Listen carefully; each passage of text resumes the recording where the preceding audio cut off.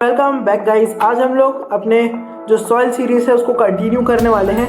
Soil और potting mix के बारे में मैं इस सीरीज में बता रहा हूँ। अब इसका आगे का जो पार्ट है उसके ऊपर हम लोग डिस्कस करेंगे। पिछले पार्ट में मैंने कंपोनेंट्स डिस्कस किया था। इस पार्ट में वो कंपोनेंट्स को कैसे कैसे वेरी करना है सीज़न के हिसाब से वो बताने वाला हूँ। तो ये वीडियो को आपको अच्छे से समझने के लिए वो पार्ट देखना ज़रूरी है। तो उस पार्ट का जो लिंक है वो इसी वीडियो के डिस्क्रिप्शन में है, तो प्लीज़ चेक इट आउट। और जो मैं प्लेलिस्ट बनाया हूँ इसकी वो भी इसी वीडियो के डिस्क्रिप्शन में है। उसमें टाइम टू टाइम जैसे जैसे वीडियोस बनते जाएंगे आगे इसी सीरीज़ के वो अपलोड होते जाएंगे। और बहुत सारे अलग अलग वीडियोस की भी लिंक है जो कि बहुत ही इंफॉर्मेटिव वीडियोस है, उनको भी प्लीज़ देख लीजिए। आपको सजेशन दे रहा हूँ, वो हाईली इंफॉर्मेटिव है। तो बिना देरी किए हम लोग अपने वीडियो की तरफ बढ़ते हैं। भाई ये पीछे जो वीडियो चल रही है इसका जो मैं बोल रहा हूँ उससे कोई रिलेशन नहीं है, क्योंकि मेरे पास कोई वीडियो नहीं थी जो मैं सॉइल के हिसाब से चला सकूँ, इसलिए मैंने पीछे ये वीडियो चला दिया जो कि मेरे पास्ट जो प्रोजेक्ट्स हैं जिन पे काम किया हूँ उनके ऊपर है। ये जो देख रहे हो आप, इस जेड का काम भी मैंने अपने चैनल पे अपलोड कर चुका है, जिसका कि वीडियो का लिंक आपको डिस्क्रिप्शन बॉक्स में मिल जाएगा। So please check it out. Now back to the topic. हम लोग मेनली सिर्फ दो ही चीज़ों के बारे में बात करेंगे, जो कि टेम्परेचर और ह्यूमिडिटी। अलग अलग सीज़न में अलग अलग ह्यूमिडिटी और टेम्परेचर रहता है, तो उस हिसाब से कंपोनेंट्स वेरी करते हैं। तो इसके लिए हम लोग 3 अलग अलग पार्ट में डिस्कस करेंगे इसको, जो कि है outdoor pot plants, outdoor ground या लॉन प्लांट्स और इंडोर प्लांट्स। तो जो आउटडोर पॉट प्लांट्स है उसमें सबसे ज़्यादा टेम्परेचर और ह्यूमिडिटी वेरी करता है सीज़न के साथ। उसे थोड़ा सा कम करता है अपने ग्राउंड में, उससे थोड़ा सा कम करता है इंडोर में। इंडोर में वैसे ज़्यादा करता नहीं है। तो अब पहले बात कर लेते हैं अपन लोग आउटडोर पॉट प्लांट्स के बारे में। आउटडोर पॉट प्लांट्स पे पहले हम लोग समर सीज़न का डिस्कस कर लेते हैं। समर सीज़न में मल्चिंग बिछाना बहुत ज़रूरी हो जाता है। मल्चिंग आप एक कोकोपीट का लेयर दे दीजिए, उसके ऊपर एक स्पैग्नम का लेयर दे दीजिए, स्पैग्नम मॉर्स ड्राइड वाला। उसके बारे में भी मैंने अपने फर्स्ट पार्ट में बताया है, जिसका कि लिंक डिस्क्रिप्शन में है, उसको देख लीजिए। और आपका कोकोपीट और स्पैग्नम के लेयर से आपका जो सॉइल है वो पूरे टाइम मॉइस्ट बना रहेगा और आपके रूट्स ग्रो करते रहेंगे टाइम टू टाइम, और कुछ भी हिंड्रेंस नहीं आएगा उनके ग्रोथ में। और एक और पॉइंट का ध्यान रखना बहुत ज़रूरी हो जाता है समर में, कि जो इनऑर्गेनिक फर्टिलाइज़र्स या जो न्यूली मेड कॉम्पोस्ट है उसको ना डालें, क्योंकि उनमें बहुत ज़्यादा हीट रहता है जो कि आपके रूट्स को गला देगा, सड़ा देगा। और रूट बाउंड भी तो ज़्यादा कुछ रूट बाउंड का खतरा नहीं है, पर हो सकता है अगर हाई ह्यूमिडिटी है और आप पानी काफ़ी ज़्यादा डाल रहे हो। तो ये पॉइंट था। उसके बाद अपना विंटर पे आ जाते हैं। विंटर में आपको कंपोस्ट, न्यूली मेड कंपोस्ट बढ़ा देना है ट्रॉपिकल प्लांट्स में। और जो टेम्परेट या फ्रिजिड रीजन के जो प्लांट्स हैं उनमें तो ज़्यादा कुछ ज़रूरत नहीं पड़ती है। और अब कंपोस्ट और इनऑर्गेनिक मैटर जो है वो आप बढ़ा सकते हो विंटर सीज़न में, क्योंकि विंटर सीज़न फ्लावरिंग सीज़न होता है और जितना ज़्यादा न्यूट्रिएंट्स उससे निकलेगा आपके फर्टिलाइज़र से वो पूरा एब्जॉर्ब हो जाना है, तो ज़्यादा इसमें कोई प्रॉब्लम नहीं आएगी। हाँ, जिनकी ग्रोथ रुक जाती है, जैसे फाइकस की थोड़ी स्लो हो जाती है और जेड जैसे सकुलेंट्स की रुक जाती है ग्रोथ, तो उनमें ना डालें, बेमतलब का पैसा वेस्ट होगा जो भी आपका फर्टिलाइज़र में लगा है। तो यही 2 बात का ध्यान रखना है कि कंपोस्ट डालना है जो कि न्यूली मेड है, मतलब 6 महीने से अंदर बना हो, उसमें बहुत ज़्यादा हीट होता है। और फर्टिलाइज़र बढ़ा देने हैं जिससे कि आपके प्लांट पे अच्छी खासी हीट बनी रहे। तो उसके बाद रेनी सीज़न आ जाता है। रेनी सीज़न से पहले हम लोग रिपोर्टिंग करते हैं, तो उसमें मेन बात ये ध्यान रखना है कि जो क्लेई सॉइल है वो सारी हट जाए, क्योंकि क्लेई सॉइल में एयर अच्छे से जा नहीं पाती और रूट बाउंड हो जाता है। रूट बाउंड का ट्रीटमेंट का वीडियो का जो लिंक है वो इसी वीडियो के डिस्क्रिप्शन में दिया हुआ है। वो 15 मिनट की वीडियो में बहुत अच्छे से मैंने रूट बाउंड का ट्रीटमेंट समझाया है, उसको देख लीजिए। उसके बाद आपके प्लांट कभी भी रूट बाउंड है तो मरेंगे नहीं, पर फिर भी एक बार प्रिकॉशन रखना पड़ता है, इसलिए सारा क्ले हटा देना है। नीचे एक अच्छी 1 इंच की ड्रेनेज लेयर देनी है, जिससे कि पूरा पानी जो बेस पे पॉट के रुके ना, जो भी पानी आप ऊपर से डालते हो वो थोड़ा देर बेस में रुका रहता है, वो ना रुके, पूरा बह जाए। और जो पॉटिंग मिक्स है उसमें सैंड बहुत ज़्यादा बढ़ा देना, जिससे कि जो ऊपर से पानी आ रहा है वो पूरा नीचे से बह जाए, जितना ज़रूरत है उतना ही रुके।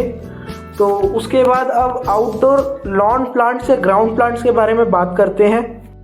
मेन बात जो हम लोग ठंडी में ध्यान रखते हैं ग्राउंड प्लांट्स पे, कि जो वाटर डालने के बाद जो ग्राउंड का टेम्परेचर है वो ज़्यादा कम ना हो जाए, जिससे कि रूट में बहुत ज़्यादा स्ट्रेस पड़ता है।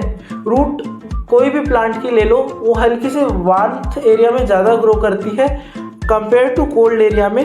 तो मैं आपको सजेस्ट करूँगा कि आप सुबह पानी डालें, शाम को पानी ना डालें, क्योंकि सुबह पानी डालेंगे तो थोड़ा बहुत जो भी धूप पड़ता है उससे काम आपका चल जाएगा, और अगले दिन फिर सुबह पानी डाल सकते हैं। रात भर तो आराम से प्लांट चल जाता है बिना पानी के। तो ठंडी में बेसिकली यही ध्यान रखना है। हाँ, अगर आप चाहें तो न्यूली मेड मतलब 6 मंथ के अंदर बनी हुई कंपोस्ट डालने से थोड़ी सी प्लांट को एक्स्ट्रा हीट मिल जाती है। और अगर आप heavy dosage of inorganic fertiliser करते हो तो उससे भी थोड़ी हीट मिल जाती है। पर ये चीज़ वेजिटेबल्स के लिए सजेस्टेड नहीं है, क्योंकि वेजिटेबल में इनऑर्गेनिक ठीक नहीं रहता, ऑर्गेनिक फर्टिलाइज़र ही ठीक रहता है। और मेन प्रॉब्लम आती है इसमें समर में और रेनी सीज़न में, क्योंकि समर में डायरेक्ट धूप पड़ती है तो उसमें एक मल्चिंग की लेयर बिछाना बहुत ज़रूरी हो जाता है, नहीं तो आपका पूरा पानी एवापोरेट हो जाता है। मल्चिंग लेयर में आप लीफ लिटर बिछाएं, बेस्ट रहता है। उसके अलावा कुछ तो लगता नहीं है। पर अगर आपको चाहिए तो आप स्पैगनम डाल सकते हैं, पर स्पैगनम बहुत एक्सपेंसिव कमोडिटी हो जाता है और वो बहुत महंगा हो जाएगा। तो leaf litre is more than enough for ground in summer. और समर में आप अपने ग्राउंड में थोड़ा सा कोकोपीट की भी एक लेयर बिछा सके तो बिछा दें, क्योंकि उसमें बहुत ज़्यादा मॉइस्चर रिटेन रह जाता है। उसके बाद बात कर लेते हैं रेनी सीज़न में। रेनी सीज़न में जो शॉर्ट हाइट के प्लांट रहते हैं उनमें ही मेनली प्रॉब्लम आता है फंगस का। तो इसको डील करने के लिए थोड़ा सा एक सैंड की लेयर डाल दें आप रेनी सीज़न में कोई प्लांट लगा रहे हो उसको लगाने से पहले, तो ये चीज़ बहुत हद तक कम हो जाती है। और अगर आप फंगीसाइड का जो डोसेज है वो भी बार बार देने लगेंगे या बढ़ा देंगे तो एकदम आपका प्लांट आराम से सर्वाइव कर जाएगा। तो यही था अपना जो ग्राउंड पे या लॉन प्लांट्स के लिए। ज़्यादा कुछ ज़रूरत तो पड़ता नहीं है, क्योंकि आप पूरी सॉइल हर सीज़न में निकाल के चेंज नहीं कर सकते अनलाइक पॉट प्लांट्स। तो यही था इसके बारे में। अब बात कर रहे थे इंडोर प्लांट्स के बारे में, जो कि आप घर के अंदर लगाए हो। मेनली जो इंडोर प्लांट्स रहते हो या तो सकुलेंट रहते हैं या तो पोथोस रहते हैं, उसके अलावा भी लगाए जाते हैं जैसे कैक्टस और फाइकस। तो उसको आप इन्हीं दोनों के अंदर कैटेगराइज कर लीजिए। आप जो कैक्टस है उसको सकुलेंट के अंदर और फाइकस है उसको पोथोस के जो सॉइल मिक्सचर है उसके अंदर ला सकते हैं। वेल, इंडोर में तो प्लांट का जो टेम्परेचर रहता है पॉट का वो चेंज नहीं होता है, तो आपको सिर्फ जनरल गाइडेंस दे रहा हूँ कि कैसा आपको सॉइल रखना है इंडोर में।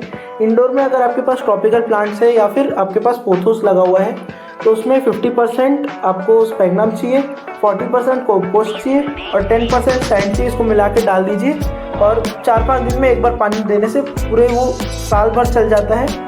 और अगर इंडोर में कहीं से भी उसके ऊपर पानी गिर रहा है तो पानी डालने की बिल्कुल ज़रूरत नहीं है। और अगर आपके पास सकुलेंट्स या ड्राई एरिया से आने वाले प्लांट्स हैं इंडोर, तो उनमें सैंड जो आपका है वो ज़्यादा रखना है। थोड़ा बहुत मतलब 10% के आसपास स्पैगनम डाल दें, क्योंकि थोड़ा सा जो ड्राई एरिया के रहते हैं उनको भी तो मॉइस्चर लगता ही है।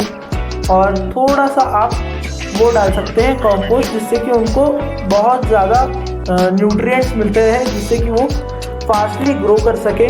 तो इंडोर में ज़्यादा कुछ चेंजेस नहीं होते सीज़न के हिसाब से, तो ज़्यादा बोलता नहीं हूँ इस बात पे, नहीं तो आप लोग फिर कंफ्यूज होने लगोगे। ये चीज़ धीरे धीरे आप एक्सपीरियंस के साथ सीख सकते हैं।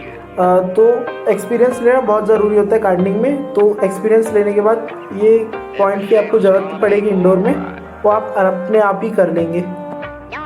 अब हम लोग इस वीडियो के सबसे इम्पॉर्टेंट सेगमेंट की तरफ बढ़ते हैं, जिसमें मैं अभी आपको बताता हूँ कि मेरे लोकेलिटी में और आपके लोकेलिटी में जो चेंजेस आएंगे उसके हिसाब से कैसे चेंजेस बनाने हैं। मैं जिस एरिया में रहता हूँ उस एरिया के हिसाब से हो सकता है कि आपका टेम्परेचर ना हो, ना आपका ह्यूमिडिटी लेवल हो, तो उस हिसाब से थोड़े चेंजेस करने पड़ सकते हैं। तो स्टार्ट करते हैं नॉर्थ इंडिया से। वेल, मैं इंडिया में रहता हूँ तो मैं इंडिया के बारे में बता रहा हूँ। अगर आप बाहर से हैं, कोई और स्टेट से हैं या कंट्री से हैं, तो आप गूगल पे सर्च कर सकते हैं कि इंडिया का वेदर कैसा है और यहाँ पे ऑप्टिमम टेम्परेचर कितना रहता है हर सीज़न में। उस हिसाब से आप चेंजेस कर सकते हैं अपने पॉटिंग मिक्स में। तो स्टार्टिंग में नॉर्थ इंडिया में जम्मू कश्मीर, लेह लद्दाख ऐसे सब जगहों के बारे में नहीं बता रहा हूँ, क्योंकि यहाँ का टेम्परेचर सेंट्रल इंडिया का और एक्सट्रीम नॉर्दर्न एरिया का बहुत ज़्यादा चेंज हो जाता है। वहाँ मेपल और पाइन्स जैसे ट्रीज़ रहते हैं जिनका मेरे को ज़्यादा एक्सपीरियंस नहीं है। मेरे पाइन में थोड़ा बहुत है, पर मेपल में उतना ज़्यादा एक्सपीरियंस नहीं है, नहीं मैंने यहाँ पे कभी मेपल देखा है, तो इनके बारे में बात नहीं करूँगा। थोड़ा और साउथ तरफ आ जाते हैं नॉर्थ से, तो नॉर्थ से थोड़ा सा नीचे पंजाब, यूपी, हरियाणा, बिहार, दिल्ली ये सब पड़ता है। यहाँ पे ठंडी के मौसम में टेम्परेचर बहुत ज़्यादा कम हो जाता है। तो इसमें जो मैंने विंटर आउटडोर के बारे में बताया है उसके पॉइंट सारे फॉलो होंगे, इसमें उसके सारे प्रिकॉशन फॉलो होंगे। और गर्मियों में उतने प्रिकॉशन फॉलो करने की ज़रूरत नहीं पड़ेगी इतनी ठंडियों में, क्योंकि यहाँ ठंडी बहुत ज़्यादा पड़ती है। अब आ जाते हैं साउथ की तरफ, तमिलनाडु, कर्नाटका, केरला, आंध्र प्रदेश, ये सब स्टेट्स में हम लोग जो मेनली देखते हैं यहाँ पे ह्यूमिडिटी लेवल बहुत हाई रहता है और टेम्परेचर रात में बहुत ज़्यादा ठंडा हो जाता है और दिन में बहुत ज़्यादा रहता है। तो इस हिसाब से आपका जो भी सॉइल के कंपोनेंट्स है वो वेरी करेंगे। यहाँ पे जो बारिश रहती है मानसून, वो साल में 2 बार होती है, कि एडवांसिंग और रिट्रीटिंग मानसून जो रहता है नॉर्मल वो रहता है, और विंटर रेन्स होती हैं। तो विंटर रेन्स से आपको अपने प्लांट्स को थोड़ा बचा के रखना है, क्योंकि जो आपके फ्लावरिंग प्लांट्स हैं उनके ऊपर बारिश हो जाएगी तो शायद उनका जो फ्लावरिंग का स्पैन है वो बहुत ज़्यादा कम हो जाएगा। तो ये बात का ध्यान रखना है और थोड़े मोड़े चेंजेस कर लेने हैं। वहाँ के लोकल गार्डन शॉप में आप जाके पूछोगे तो इस हिसाब से आपको पता चल जाएगा। मैं सेंट्रल इंडिया में रहता हूँ, तो सेंट्रल इंडिया के हिसाब से जो भी मैंने सारे पॉइंट्स बताए हैं वो सेंट्रल इंडिया के हिसाब से है। अब इसमें थोड़े चेंजेस करके आप पूरे इंडिया में चल सकते हो। अब ईस्ट की बात कर लेते हैं। ईस्ट में असम आ जाता है, मेघालय आ जाता है, अरुणाचल प्रदेश आ जाता है, मिज़ोरम आ जाता है। ये सब एरिया में बारिश पूरे साल भर होते रहती है। तो वही रेनी सीज़न के सारे प्रिकॉशंस फॉलो करने हैं और आपका जो पॉट है उसमें काफ़ी सारा पानी नहीं रुकना चाहिए। और अगर आप चाहें तो विंटर के टाइम पे वो लगा रहे हैं फ्लावरिंग प्लांट्स, तो थोड़ा सा शेड बना के एरिया में रखें, तो उससे पानी नहीं पड़ेगा और आपका फ्लावरिंग अच्छे से हो पाएगा, उसमें कोई हिंड्रेंस नहीं आएगा उनके फ्लावरिंग में। अब वेस्ट की तरफ आ जाते हैं। वेस्ट यानी राजस्थान, गुजरात, यहाँ पे ह्यूमिडिटी बहुत ज़्यादा रहता है, वेदर पूरे टाइम बहुत ज़्यादा गर्म रहता है, टेम्परेचर हाई रहता है, रेनफॉल कम होता है। तो यहाँ समर वाले सारे जो प्रिकॉशंस हैं वो अपने को फॉलो करने हैं। तो ये तो ज़्यादा कुछ खास प्रिकॉशंस नहीं है। एक बेडिंग देनी है अच्छी सी, मल्चिंग बिछाना है, कोकोपीट की बेडिंग देनी है और उसके ऊपर पानी डालते रहना है, यही था।